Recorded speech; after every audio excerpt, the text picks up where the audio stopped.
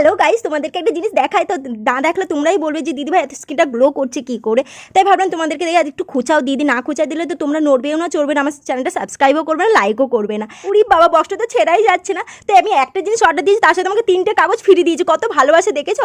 তো আলসা beetroot powder, এটা নাকি হেয়ারেও লাগানো যাবে। আর দেখতে পাচ্ছি মুখে কিন্তু ভর্তি পিম্পল হয়েছে, ক্যামেরাতে বোঝা যাচ্ছে না। আর এই পিম্পলগুলো যদি না কমে তো বুঝতেই পারছো আমি এটাকে কি করব।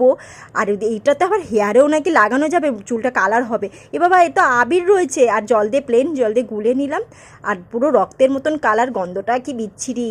আর ব্রাশ নেই জানো তো, আমি চামচ দিয়েই লাগাচ্ছি, হাত দিয়েই লাগাই সবসময়, হাতেই জিন্দাবাদ। আর আমি তোমাদেরকে একটু ভয় দেখিয়ে দিলাম, মুখে দেখে পুরো ভূতের মতো লাগছে, মানে পোড়া রুগীর মুখে একদম রক্ত খেয়ে এসেছি। আর 15-20 মিনিট রাখার পর আমি চামচ দিয়েই তুলে নিচ্ছি, আর এটাকে রেখে দেবো, হাতে ফাতে লাগাবো, নষ্ট করা যাবে না।